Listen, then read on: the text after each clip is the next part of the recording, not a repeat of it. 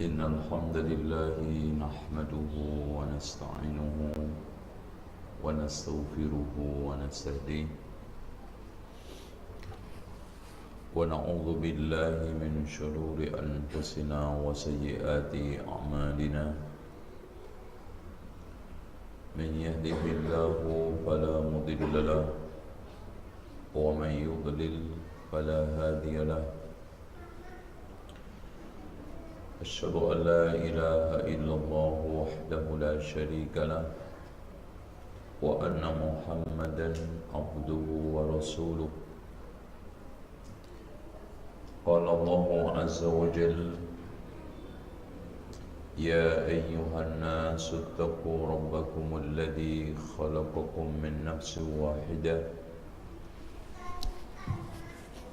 وخلق منها زوجها وبث منهما رجالا كثيرا ونساء واتقوا الله الذي تساءلون به والأرحام إن الله كان عليكم رقيبا وقال عز وجل يا أيها الذين آمنوا اتقوا الله حق تقاته ولا تموتن إلا وأنتم مسلمون وقال تبارك وتعالى يا أيها الذين آمنوا اتقوا الله وقولوا قولا سديدا يصلح لكم أعمالكم ويغفر لكم ذنوبكم ومن يطع الله ورسوله فقد فاز فوزا عظيما فإن خير الحديث كتاب الله وخير الهدي هدي محمد صلى الله عليه وسلم وشر الأمور محدثاتها وكل محدثة بدعة وكل بدعة ضلالة وكل ضلالة في النار. Bapak Ibu sekalian, tamu undangan yang merayakan walimahnya siapa? Akhuna Al-Karim Hafid yang menikah dengan Ika ya, dari Purbalingga ya. Ya. Antum aslinya mana? Oh, Jakarta. Jadi ini Pangeran Jayakarta ketemu Sudirman. Ya. Sudirman itu aslinya mana? Bukan, aslinya sebetulnya Purbalingga. Baik. Hadirin sekalian, bahwa pernikahan adalah ibadah.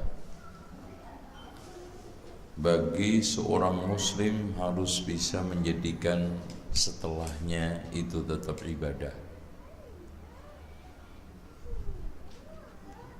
Bahkan tidak main-main ibadah ini dijulukin oleh Allah dan dimasukkan sebagai tanda-tanda kekuasaannya. Wa min ayatihi an khalaqa lakum min anfusikum azwajan litaskunu ilaiha wa ja'ala bainakum mawaddatan wa rahmah inna fi dzalika laayatin liqaumin ya'qilun. Termasuk tanda-tanda kekuasaan Allah, Allah jadikan kalian berpasangan. Berarti kalau enggak pasangan bukan tanda ayat-ayat Allah. Mesti berarti manusia bermasalah. Orang itu akan menjadi bagian tanda-tanda kekuasaan Allah kalau sudah punya pasangan. Wa ja'ala bainakum mawaddatan wa rahmah. Allah jadikan pertama mawaddah, Karena cinta itu milik manusia, hatta Nabi pun bercinta, dan bukan suatu dosa, karena hati milik Allah Subhanahu wa ta'ala. Ya. Jadi salah kalau ada orang beranggapan kalau menikah nanti mengurangi nilai ibadah. Bahkan cinta itu milik manusia, Nabi pun bercinta. Ya, Rasulullah bercinta, Nabi Sulaiman bercinta, karena hati milik Allah, bukan di tangan manusia, dan itu tidak dosa. Nah, bagaimana setelah itu bisa berproses terus ibadah? Maka di sini harus dilakukan langkah-langkah, yaitu menyatukan hati dan langkah di dalam satu, menuntut ilmu. Kenapa? Karena Rasulullah sallallahu alaihi wasallam mengatakan talabul ilmi faridatun ala kulli muslim. Mencari ilmu itu wajib bagi setiap muslim. Kenapa wajib? Karena seluruh sumber kebaikan itu hanya di ilmu. Makanya Rasulullah menegaskan, "May yuridillahu bihi khairan yufaqihu fid din." Barang siapa yang dikehendaki oleh Allah baik, dipahamkan agamanya.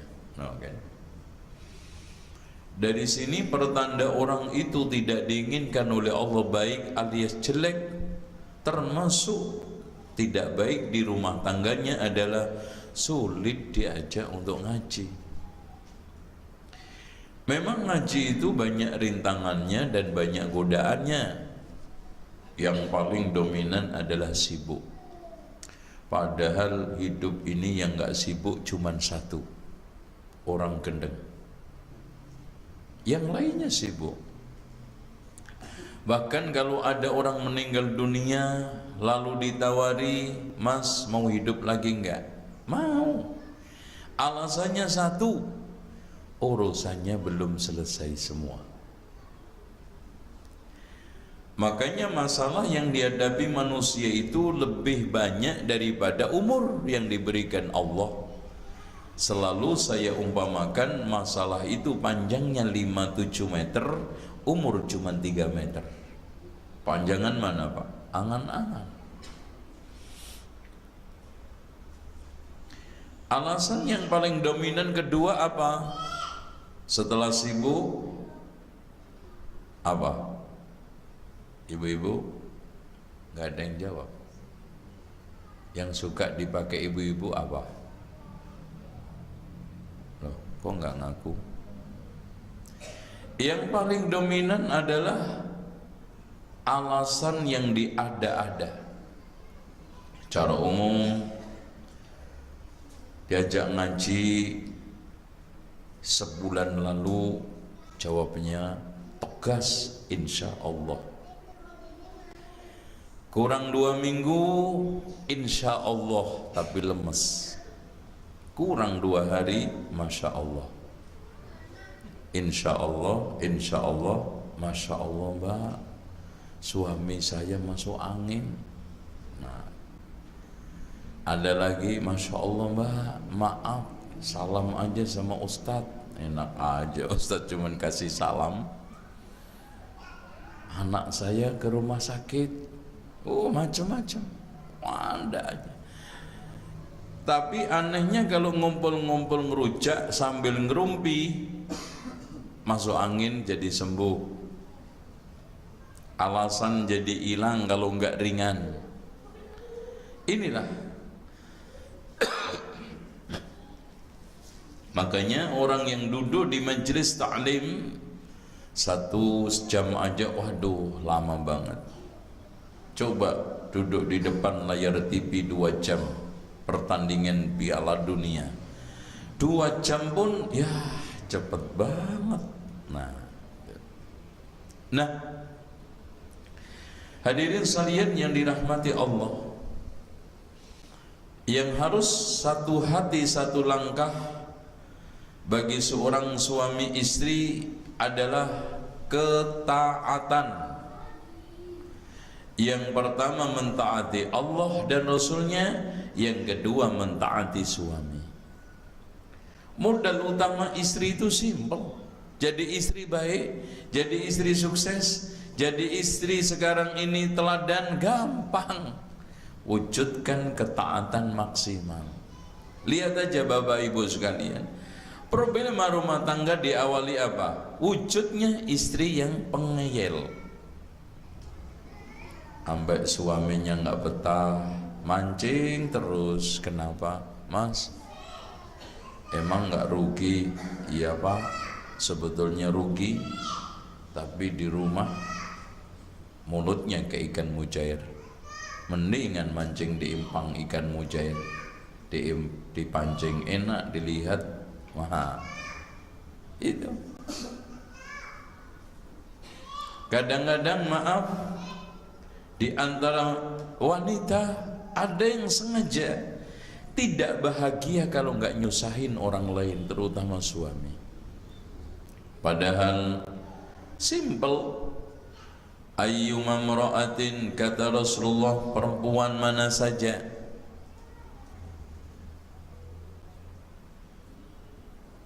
salat khamsaha, salat 5 waktunya, wa shamat syahraha, puasa pada bulan Ramadannya,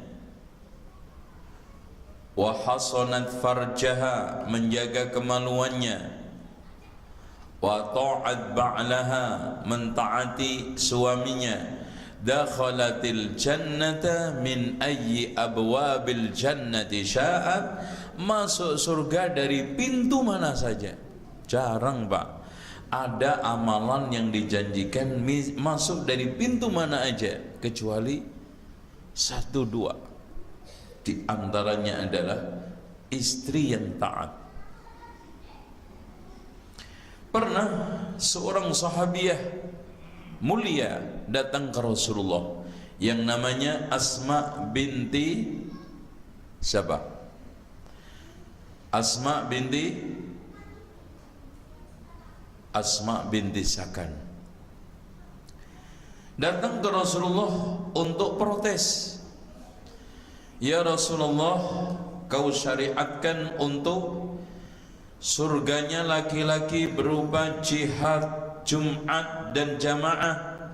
Kami cuma sibuk ngurusin suami, anak dan rumah. Mana surga kita? Apa jawaban Rasulullah? Fa inna husna taba'ulika li zawjiki tusawi dhanik.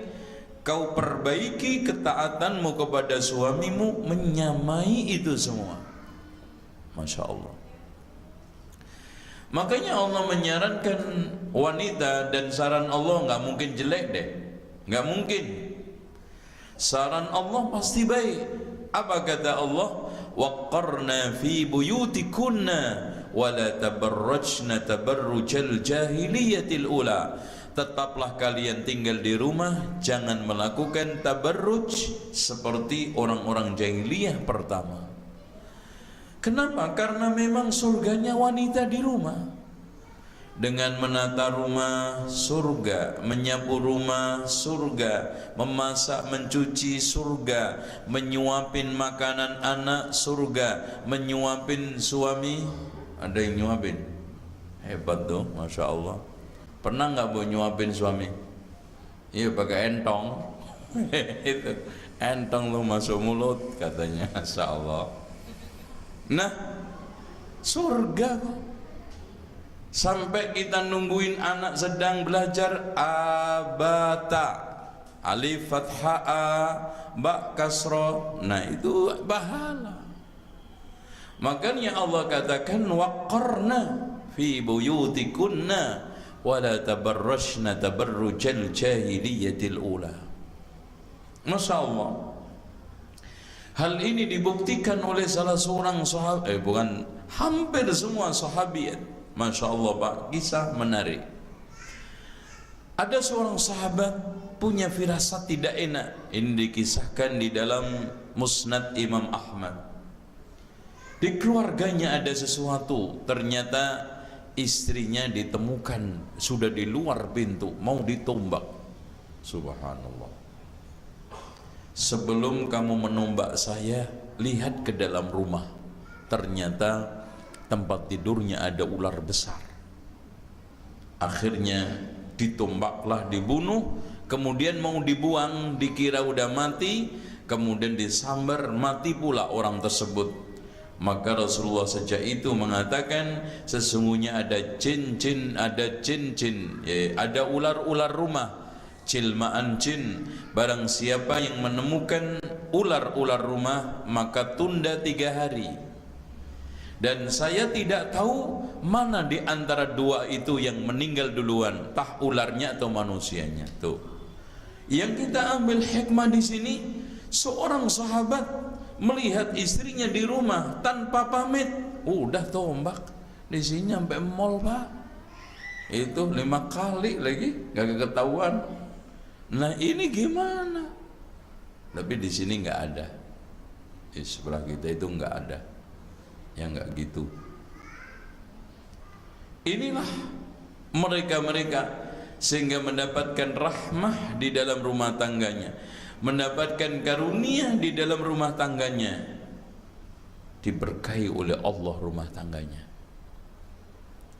Sehingga patutlah orang yang datang mengucapkan barakallahu laka wa baraka alaika wa jama'a bainakuma fi khairin barakah, karena hidupnya selalu di atas ketaatan kepada Allah Rasul dan kepada suami di dalam rangka mentaati Allah dan Rasulnya. Karena Rasulullah mengatakan catatan besar, la ta'ata li makhluqin fi ma'siyatillah, tidak ada ketaatan buat makhluk di dalam rangka bermaksiat kepada Allah.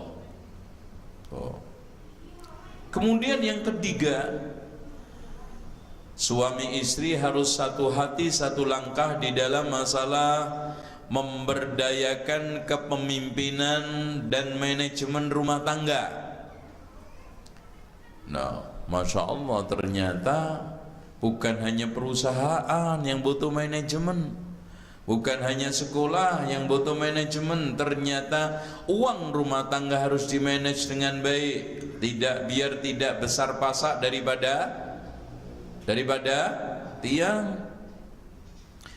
Anak juga butuh dimanage, mainnya anak butuh dimanage, sekolahnya anak butuh dimanage. Bahkan bagaimana rumah tangga itu punya kepemimpinan yang solid, bukan sekarang rebutan pemimpin kayak Indonesia. Rakyatnya siapa? Suamilah, ar-rijalu qawwamuna 'alan nisa. Masya Allah, suami itu kalau sekarang diberdayakan betul-betul menjadi pemimpin, ar-rijalu qawwamuna 'alan nisa, insya Allah rumah tangga itu jalannya rapi. Pemimpin laki, karena kata Allah, kenapa? Ar-rijalu qawwamuna 'alan nisa bima faddalallahu ba'dahum 'ala ba'din wa bima anfaqu min amwalihim, karena Allah memberikan kelebihan satu dengan yang lainnya. Lihat aja Pak, kelebihan dari struktur dan postur tubuh. Laki ada jenggot, perempuan ada nggak jenggot? Nah udah, makanya kata Imam Ibnu Qayyim, hikmahnya laki dikasih jenggot, perempuan tidak, karena laki tempat kepemimpinan, modal pemimpin harus kereng dan alatnya, nah gitu, kereng jadi. Sementara perempuan tempat keteduhan dan kelembutan. Coba kalau ada jenggotnya, wah nggak ada jenggot aja laki takut, apalagi ada jenggot. No. Inilah hadirin sekalian yang disebut dengan ar-rijalu qawwamuna 'ala nisa. Nah, yang selanjutnya yang kedua, wa bima anfaqu, karena dia menginfakkan. Konsekuensi harta yang diberikan sebagai nafkah itulah menegakkan kepemimpinan secara alami milik murni utuh laki-laki. Oleh karena itu, laki itu mengatur bukan diatur, laki itu memanage bukan dimanage, laki itu mengendalikan bukan dikendalikan. Aneh, kadang-kadang ada yang mengatur mengendalikan mimpin perempuan, hancurlah. Seperti yang dikatakan oleh Rasulullah, lan yufliha qaumun wallau amrahum imra'atan, tidak akan sukses selamanya orang kaum yang menjadikan wanita sebagai pemimpin. Apalagi negara, pemimpin rumah tangga umat 3 orang aja gak boleh, apalagi se-RT, se-RW se-Indonesia. Aneh kadang yang ngomong orang Islam sendiri, pemimpin boleh perempuan. Ya Pak, Bapak mau nggak sekarang rumah tangga Bapak dikuasain perempuan? Udah clear aja deh, nggak usah pakai teori aneh-aneh. Mungkin nggak kita itu mengendalikan rumah tangga yang jadi pimpinan, yang menang, yang ngakalin, yang neken, yang neken, yang semua perempuan? Nggak mungkin. Aneh. Cuman 3. Apa sih susahnya ngatur orang 3 di rumah tangga? Paling banter 7. Ini jutaan diserahkan ke perempuan. Melihat darah aja nangis, hancur negara. Inilah hikmah kenapa kepemimpinan itu hanya pada laki-laki, karena ar-rijalu qawwam. Qawwam itu kepemimpinan yang meluruskan. Qawwam itu taqyim, meluruskan, memperbaiki. Mengatur dalam rangka untuk memperbaiki, memimpin dalam rangka untuk meluruskan, dan bukan untuk diktator, menekan, apalagi sekarang ini sewenang-wenang. Tidak. Kepemimpinan Islam adalah untuk menegakkan satu misi. Wa ma khalaqtul jinna wal insa illa liya'budun. Tidaklah aku menciptakan jin dan manusia melainkan untuk ibadah. Tuh. Nah, hadirin sekalian, selanjutnya, nah nih, wanita dan perempuan, suami istri harus seia sekata, sesuai sehati selangkah di dalam masalah menjaga rahasia. Hadirin sekalian, maaf, rumah tangga itu ada skripnya. Rumah tangga ada suatu hal yang harus secara bersama-sama disepakati untuk tidak dibongkar. Nah, rahasia ini ada 2 macam. Rahasia khusus yang sangat ditekankan oleh Allah dan Rasulnya di dalam banyak hadis Rasulullah, apalagi, yaitu rahasia hubungan suami istri. Bahkan Rasulullah mengatakan, pernah ada orang yang lapor, ya Rasulullah, itu laki perempuan pada membicarakan hal-hal kaitan dengan hubungan suami istri mereka. Awa fa'alu, apa benar mereka melakukan itu? Setelah dicek benar, apa kata Rasulullah? Tilka syaitanatun, ya Allah, dzalika syaitanun yalqa syaitana fit tariq faghasyaha wan nasu yanzuruna ilaihima. Itu adalah setan laki ketemu setan perempuan di jalanan, langsung digauli, dilihat orang banyak. Enggak boleh. Kadang-kadang maaf, karena mungkin saking semangatnya, wah cerita, apalagi baru nikah yang kedua, wan bangga tuh. Wah, suami saya yang nomor 1 begini, istri saya nomor 1 begini, yang nomor 2 begini, yang nomor 3 begini, yang nomor 4 begini. Lah, haram. Bahkan katanya Imam An-Nawawi, haram bagi laki-laki mensifati perempuan tanpa ada maslahat syariah. Contoh di pengadilan menceritakan karena untuk persaksian, identifikasi, Atau ulama menjelaskan tentang fikih, harus menjelaskan tentang haid nifas, harus menjelaskan tentang hubungan suami istri untuk tujuan yang tidak maslahat syar'iyah. Kata Imam Nawawi haram. Loh ya. Dan ini anehnya banyak dilanggar.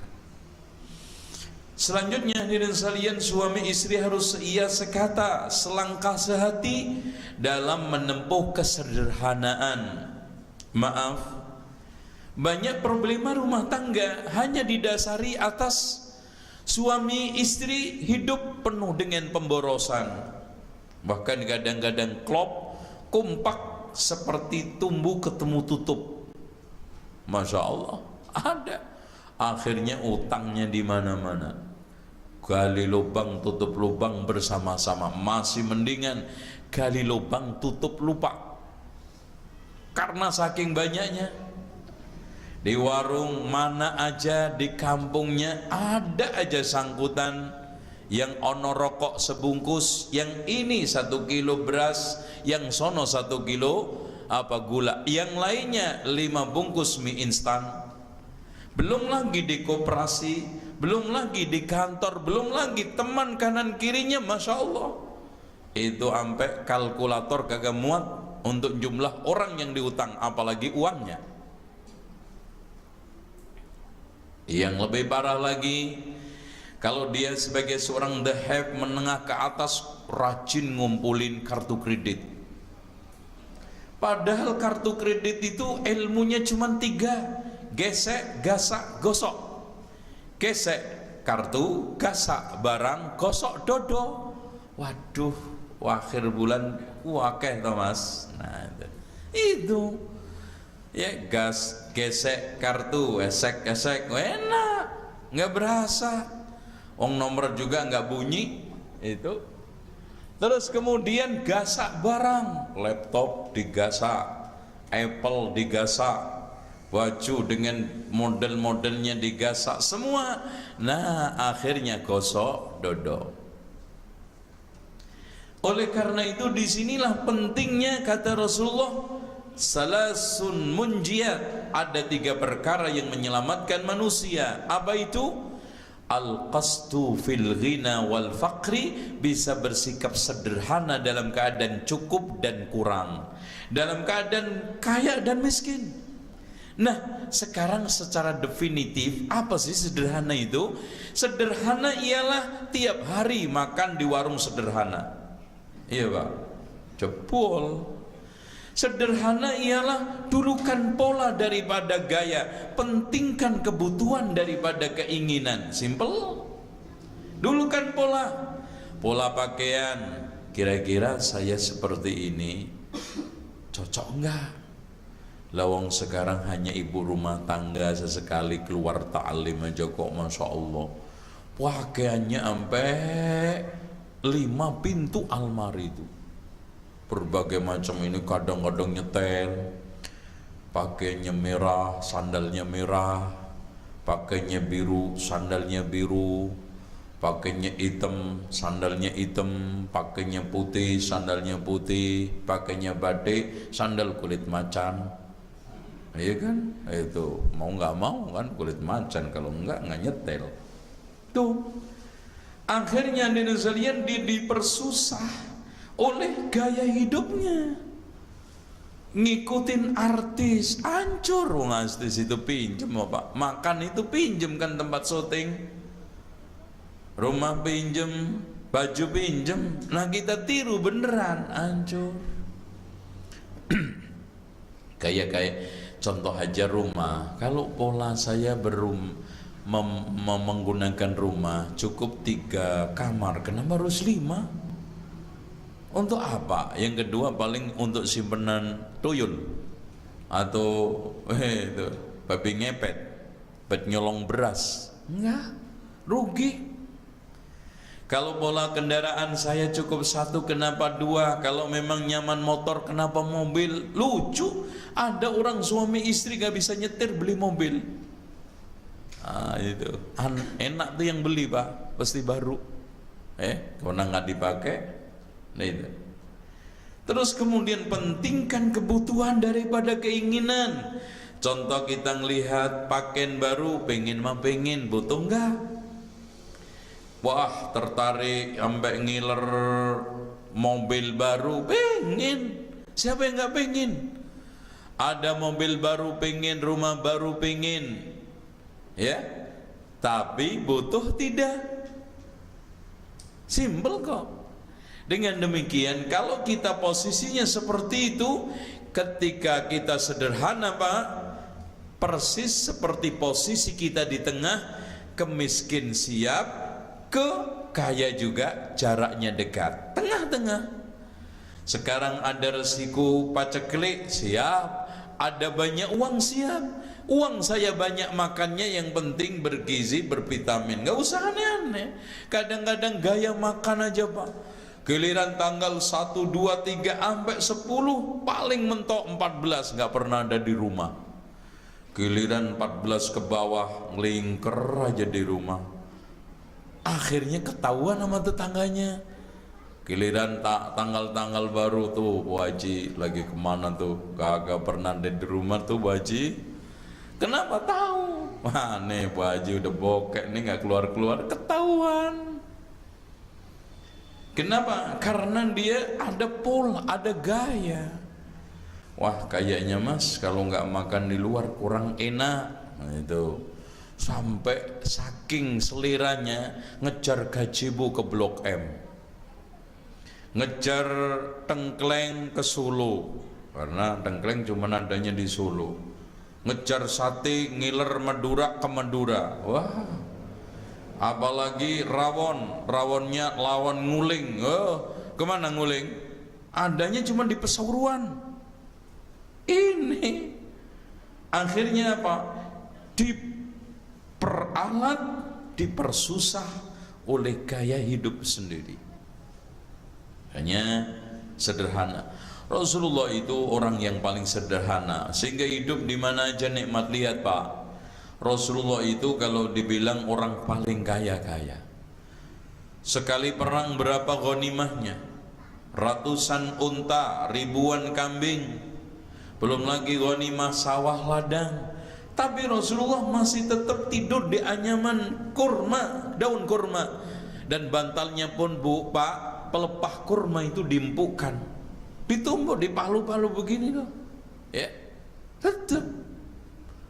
Rasulullah SAW habis perang bukan terus poya-poya. Oh, sekarang ini kita bareng-bareng ke Soto Kudus, kita sukses perang, ghanimah besar, biasa. Habis perang hidup biasa, makan tetap kurma. Bahkan kata Aisyah radhiyallahu an, selama 2 bulan berturut-turut rumah Nabi tidak pernah menyala api, cuman menemukan 2 aswadain, yaitu kurma sama air. Tuh, ya ini yang bikin orang sekarang susah Pak. Ibu-ibu, susahan mana emak-emak mbah-mbah kita zaman Belanda dulu. Masya Allah, punya katok 2 tok itu wes gantian tumon, ya. Satunya habis digiles, satunya kumat lagi. Itu pun gak ada setrika, paling banter nyari botol diisi air panas, digiles klutus. Loh, untuk mendapatkan pakaian melitit begitu agak sedikit keren, itu sebelum seminggu ditindihin tidur di bawah tempat tidur tuh. Itu caranya trika dulu, kagak ada setrika, diletakin di bawah tempat tidur. Wah itu sampai kadang-kadang karena mendadak diinjek-injek tuh tempat tidurnya biar pennya tuh kelihatan. Itu Masya Allah. Alhamdulillah kita sekarang pakaian apa yang nggak nyangkut Pak? Hampir nyaris kalau kita lihat gaya berpakaian orang, nggak ada kaya miskin, beda. Sekarang nggak ada beda. Dulu mencolok, yang priayi bangsawan kelihatan lengkap keren. Yang sekarang orang rakyat biasa paling cuman cawat, kemben, udeng, itu aja. Alhamdulillah. Kendaraan juga Masya Allah. Dulu itu nemu sepeda ontel aja untung, sekarang motor orang satu punya 5, punya 3, makanya macet. Tuh. Masya Allah. Oleh karena itu hadirin sekalian, bagaimana sekarang ini kita bersama-sama suami istri menempuh kesederhanaan. Itu contoh makan. Yang penting sekarang kan sehat. Masya Allah Pak, apa aja masuk, nasi cuman sambal sama ikan asin aja udah selesai kok. Beres. Nikmatnya kayak apa, tambah dikit 10 tusuk sate, udah lengkap. Itu. Ini yang enak bukan ikan asinnya, itu satenya, itu tambahannya enggak bener. Nah itu. Dengan demikian hadirin yang dirahmati oleh Allah, sederhana yang saya ulangi lagi, dulukan pola daripada gaya, pentingkan kebutuhan daripada keinginan. Dalam masalah perabot rumah tangga, butuh enggak? Maaf, ada sebagian ibu-ibu ngumpulin perabot rumah tangga itu dari sejak bujangan sampai anak 4 nggak dipakai. Karena suami istri kerja, dua-duanya makan di luar, tuajan sampai tengkurap udah anak 4, nggak pernah di otak-atik. Rugi. Hadirin sekalian yang dirahmati Allah, suami istri harus seia sekata di dalam hal apa? Di dalam hal kaitannya dengan pendidikan anak. Nah ini. Jadi hadirin sekalian, suami istri harus menyamakan langkah, satu hati satu langkah di dalam masalah kaitannya pendidikan anak. Jangan sekarang ini bapak ingin ke barat, emaknya ke timur. Yang parah lagi, bapaknya Syiah, emaknya ahli sunnah. Yang bapaknya Masya Allah pingin anaknya jadi anak yang soleh solihah, emaknya ngerogotin terus. Atau sebaliknya, nggak sholat dibiarkan, nggak ngaji dibiarkan, kadang-kadang omongannya jorok kotor dibiarkan. Ini nggak kompak. Oleh karena itu hadirin sekalian, saya sering umpamakan ibarat kapal, suami adalah nahkoda, istri navigator. Antara nahkoda dengan navigator harus kompak. Terutama ibu yang banyak mendampingi anak, yang dikatakan oleh sang penyair, al-ummu madrasatun in a'dattaha a'datta sya'ban tayyibal a'raq. Ibu itu laksana sekolahan buat anak. Kalau kau siapkan dengan baik, maka akan tumbuh generasi yang kokoh, kader bangsa yang kuat hebat. Tuh. Nah gimana Pak? Oh maaf sekarang ini, bagaimana seorang ibu akan bisa menekankan jilbaban menutup aurat pada putrinya? Lemaknya itu ngumbar aurat kemana-mana. Maaf, kadang-kadang sebagian ibu-ibu beli sayur pakai pakaian dalam, tuh androk. Itu yang untung tukang sayur terus tuh, pagi-pagi diruput sama ibu-ibu. Masya Allah. Yang satunya pakai pakaian tidur, yang satunya pakai pakaian, aduh Masya Allah. Ini hancur. Sementara hadirin sekalian, kita sudah dengar di mana-mana pemerkosaan, sampai pemerintah mengeluarkan aturan cukup menyeramkan, dikebiri, tapi tetap aja, ya iyalah. Bagaimana sekarang laki-laki yang lemah iman, wong yang kuat aja tergoda. Wong pakaian perempuan sekarang rata-rata siap diperkosa. Iya, Anda lihat. Bapak ibu sekalian, anak tanya, pakaian-pakaian yang dipakai perempuan sekarang kalau kesannya zaman mbah kita dulu. Kita punya mbah pelacur. Dulu untuk menyirikan pelacur sama bukan pelacur di pakaian, sekarang sama. Akan kadang-kadang Masya Allah ya, jangankan sekarang cegang, duduk biasa kelihatan aurat yang paling sensitif, ya. Belum lagi ada seharian di jalanan, ya iya.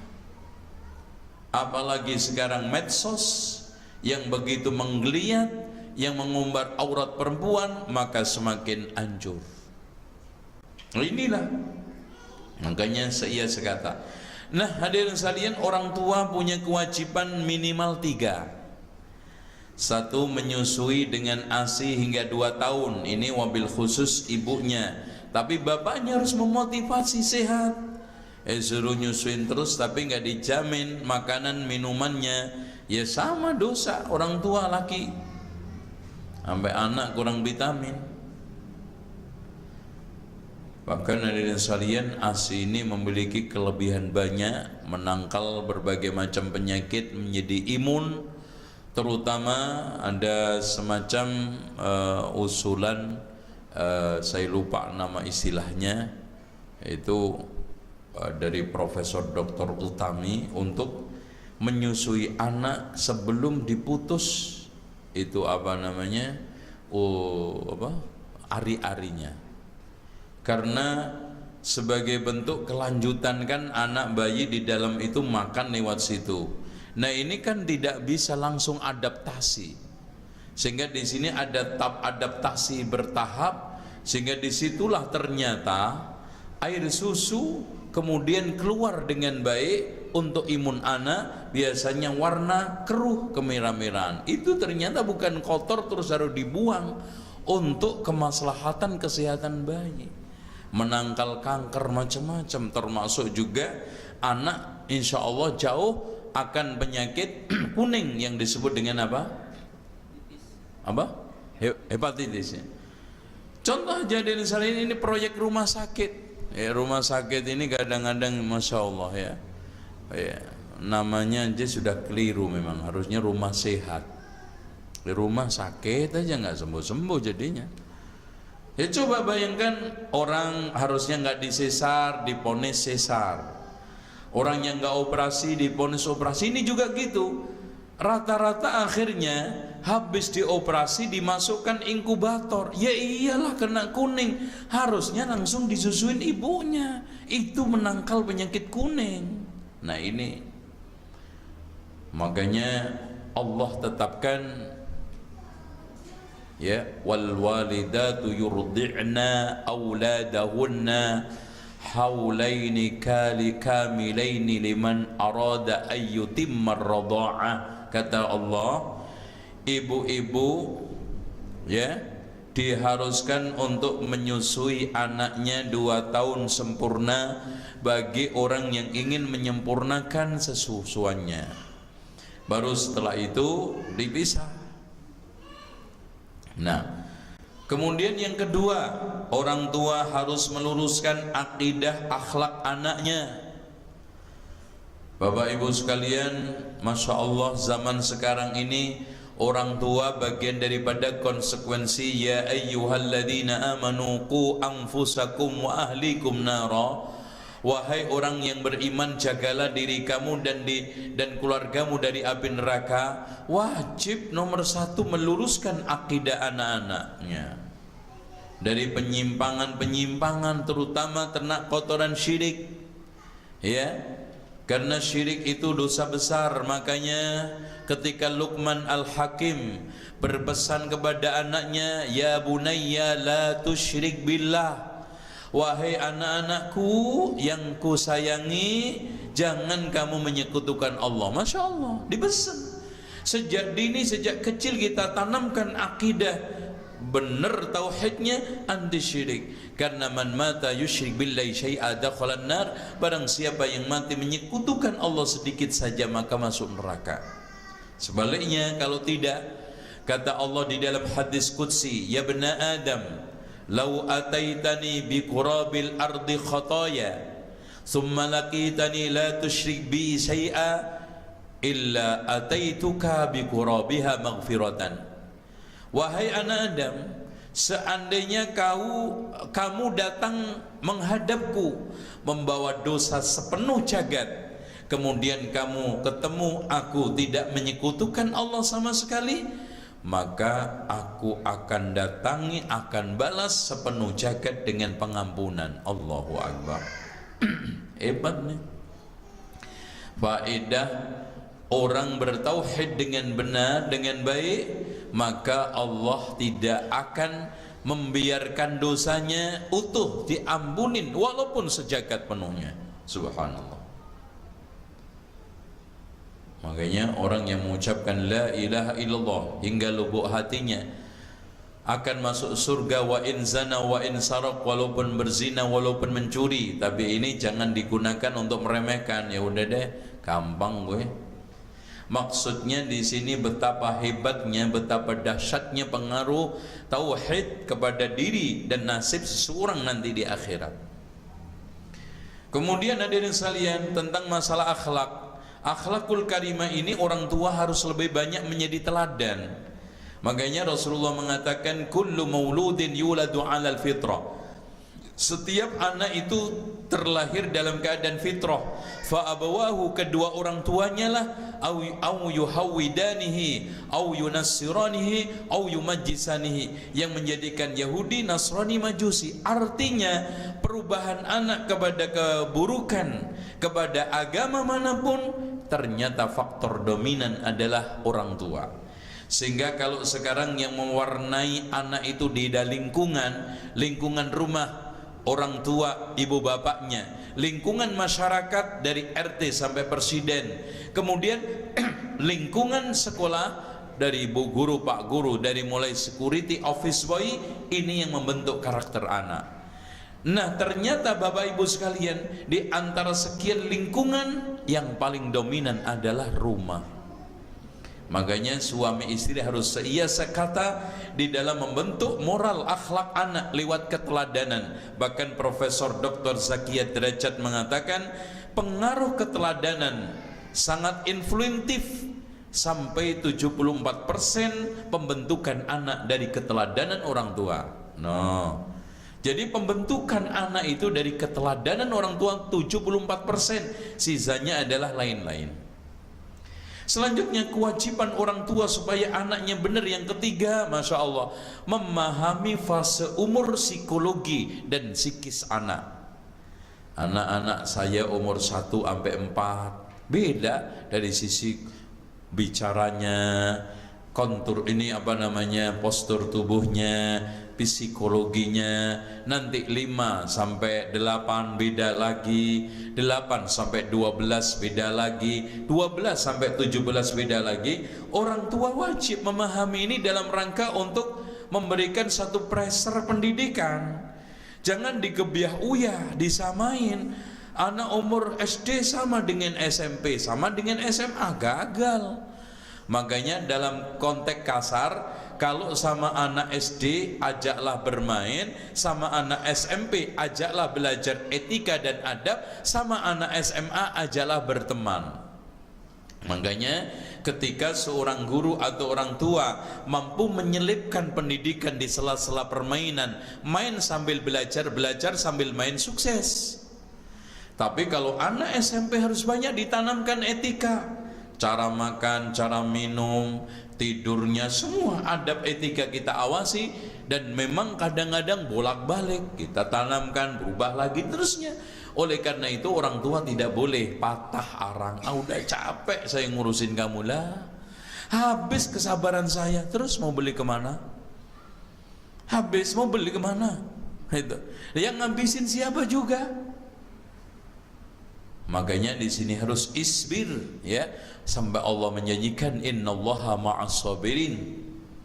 Nah ini, yang terakhir, ya, suami istri harus seia sekata di dalam masalah mengelola harta. Mengelola harta. Harta itu yang di rumah ada 2. Harta bawaan masing-masing namanya harta gonogini. Kemudian ada yang harta dicari bersama namanya harta bersama. Kemudian ada harta yang ketiga, harta masing-masing pemilik. Suami punya harta, istri punya harta. Adapun harta gonogini hak masing-masing. Kalau yang bawa suami ya milik suami, kalau bawa istri milik istri. Makanya tidak benar hukum positif yang menegaskan, menyatakan kalau ada gonogini dipisah jadi 2, zalim. Sementara Allah mengatakan ya ayyuhalladzina ya ayyuhan nas atau ya ayyuhalladzina amanu la ta'kulu amwalakum bainakum bil batil. Wahai orang-orang yang beriman, jangan kamu makan harta kalian sesama kalian dengan cara batil. Ya kalau sekarang miliknya suami masuk dibelah jadi dua, milik istri masuk dibelah jadi dua, sehingga akhirnya kezaliman dan keculasan itu menghadirkan keculasan dalam rumah tangga. Apa Bu, Pak? Masing-masing suami istri menjelang menikah uangnya disimpan dulu, nggak diberitahu siapa-siapa. Itu nikah untuk cerai itu namanya. Belum apa-apa, jangan-jangan cerai nanti duit saya diambil loh, disimpan, nggak ditunjukkan sama suami, disembunyikan. Kemudian tadi memakan harta secara batil. Nah, harta bersama-sama ya kita ponten. Kira-kira yang lebih dominan siapa? Kalau sama-sama berarti dibagi 50-50. Kalau yang dominan suami berarti 70-30. Kalau yang dominan istri 70 istri 30 suami, atau islah damai. Nah, kalau tidak ada damai baru ini yang diputuskan pengadilan, jangan yang gono gini. Itu pengadilan memutuskan dibelah jadi dua, 60, 70, 60, 40 dan seterusnya. Nah, yang terakhir harta masing-masing. Nah, harta suami ada di tangan istri ada 3 jenis. Yang pertama, harta suami yang halal diambil istri tanpa izin, yaitu suami yang tidak memberikan nafkah wajib secara wajar. Rasulullah pernah menyarankan kepada Hindun yang diperlakukan suaminya seperti itu, maka Rasulullah mengatakan khudi min malihi ma yakfi nafsiki wa waladik. Ambillah dari harta suamimu untuk mencukupin dirimu dan anakmu. Tuh. Kemudian yang kedua, harta sepele. Contoh oleh-oleh dari bepergian, sisa makanan, pakaian bekas. Ini boleh istri memberikan infak ke orang lain walaupun tanpa izin, karena secara uruf, secara adat kebiasaan nggak mungkin istri menghalanginya. Contoh habis haji ada oleh-oleh bagi-bagi. Ini semuanya adalah halal. Inilah yang dikatakan oleh Rasulullah, perempuan mana saja yang menginfakkan harta suaminya maka dia dapat pahala separuhnya. Adapun yang ketiga, harta suami yang mahal tidak boleh diberikan kecuali tanpa izin. Inilah yang dimaksudkan hadis Rasulullah, siapa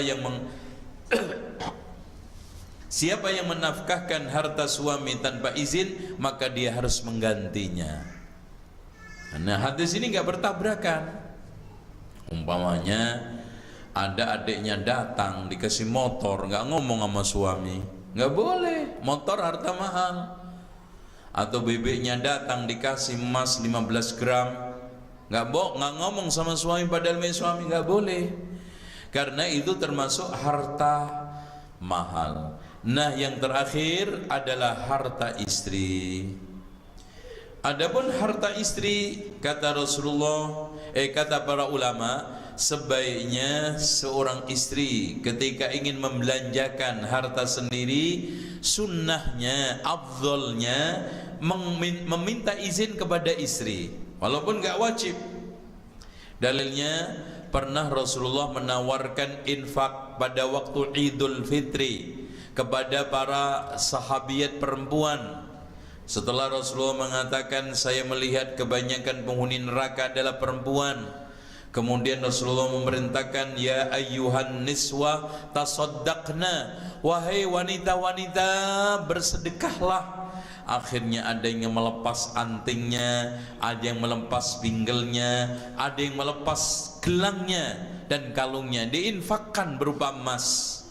Dan tidak ada di situ eksplisit ataupun implisit dia minta izin. Atau Rasulullah menanyakan, kalian tapi tolong udah izin sama suami kalian belum? Atau tadi sudah minta izin belum? Atau silahkan Anda minta izin dulu baru saya terima. Rasulullah nggak mengatakan itu. Padahal watak daripada Rasulullah sebagai penentu risalah, beliau mengatakan ini, beliau punya satu kaidah, tidak halal, tidak boleh bagi Nabi meninggalkan penjelasan saat dibutuhkan. Ini kaidah. Ada kaidah fikih mengatakan tidak boleh bagi Nabi meninggalkan penjelasan saat dibutuhkan, alias artinya kalau seandainya infaknya wanita tadi harus izin suami, harusnya ketika itu Rasulullah mengatakan, sebelum kalian memberikan kalung, anting dan yang lainnya ke saya, tolong minta izin suami kalian. Atau ada yang mengantarkan infak tersebut, Rasul menanyakan, sudah dapat izin suami belum? Tidak ada, itu berarti tidak wajib. Nah, kenapa para ulama mengatakan afdal? Masalahnya adalah ar-rijalu qawwamuna 'alan nisa. Perempuan itu secara kondisi lemah, kadang-kadang lemah perasaan, lemah pikiran, sehingga akhirnya belanja memiliki sifat boros secara permanen. Iya kalau duit ada terus, kalau enggak ada. Iya kalau kerja terus, mau apa aja main beli, mau pengen aja mau beli, mau ini. Kalau punya uang terus, kalau kerja terus, kalau pensiun, kalau udah nggak kerja, tinggal borosnya, hilang duitnya. Yang susah siapa? Suaminya. Lagi-lagi suami yang kena. Makanya di sini nanti Pak Bu, ini saya closing, saya tutup dengan satu penekanan. Laki itu kalau menyimpang, istri tidak dimintai pertanggungjawaban oleh Allah. Tapi kalau istri menyimpang, Allah meminta pertanggungjawaban kepada laki. Dalilnya tadi, ya ayyuhalladzina amanu qu anfusakum wa ahlikum nara. Ini yang ditanya laki, bukan perempuan. Yang keduanya, hadis muttafaqun alaih, Rasulullah bersabda, ma min abdin muslimin yastar'ihi Allahu ra'iyatan yamutu yawma yamutu wa huwa ghashin li ra'iyatihi illa lam yajid raihatal jannah. Seorang muslim mana saja diberikan amanah oleh Allah berupa tanggung jawab, termasuk rumah tangga, pendidikan anak istri, mati saat mati menipu terhadap tanggung jawabnya, maka mati haram baginya bau surga. Masya Allah. Tapi kalau bapak ibu telah melakukan usaha maksimal, enggak. Buktinya Nabi Nuh telah melakukan usaha maksimal, walaupun begitu istrinya sampai mati tidak masuk Islam, Nabi Nuh enggak disalahkan.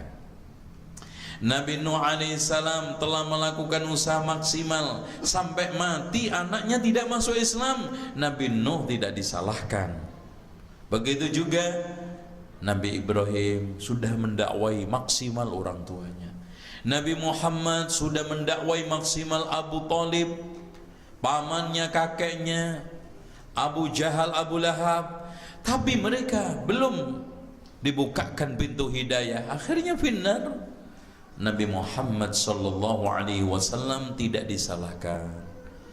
Demikianlah Bapak Ibu sekalian, dan saya kembalikan kepada pengarah acara, terserah mau ditutup itu lebih baik, dibuka pertanyaan itu sebaiknya tidak usah.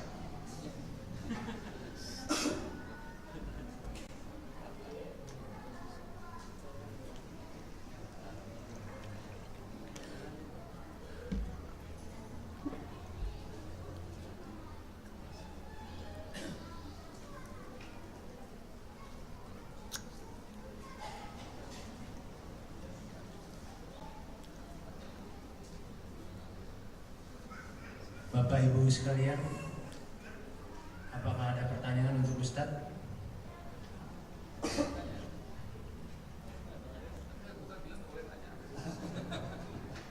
Kalau nggak ada, kita akan segera akhiri kajian hari ini.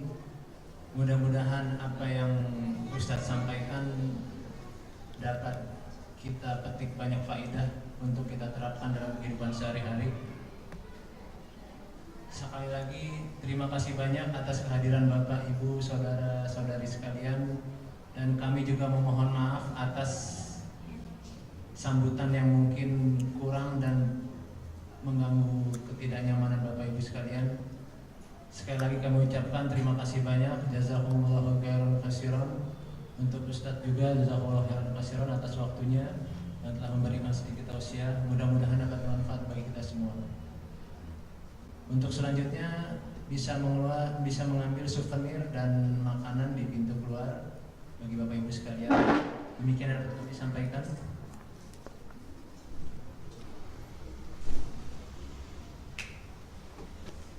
Langsung saja kita kembalikan kepada Ustadz untuk melakukan penutupan. Wassalamualaikum warahmatullahi wabarakatuh. Baik, hadirin sekalian, kita tutup dengan doa. Mudah-mudahan rumah tangga kedua mempelai yang telah mengadakan acara pada pagi hari ini diberkahi oleh Allah. Barakallahu laka wa baraka alaika wa jama'a bainakuma fi khairin. Semoga Allah kasihkan rumah tangga yang as-sakinah, al-mawaddah, warahmah. Dan juga mudah-mudahan Allah jadikan rumah tangganya sebagai pilar dan tonggak dakwah serta pondasi Islam, sehingga makin tambah pernikahan, makin tambah batu-batu yang mengokohkan dakwah Islamnya. Mudah-mudahan kedua keluarga besar bisa mengikat silaturahmi dengan baik dan menjadikan sebagai ajang bertambahnya anggota keluarga. Dan semoga juga yang hadir pada pagi hari ini mendapatkan karunia Allah dari mulai ilmu yang bermanfaat, harta yang barokah, umur yang panjang dan barokah, sehat walafiat, dan rumah tangga serta anak-anak keturunan yang solih dan solihah. Amin ya rabbal alamin. Subhanakallahumma wa bihamdika asyhadu an la ilaha illa anta astaghfiruka wa atubu ilaik. Wassalamualaikum warahmatullahi wabarakatuh.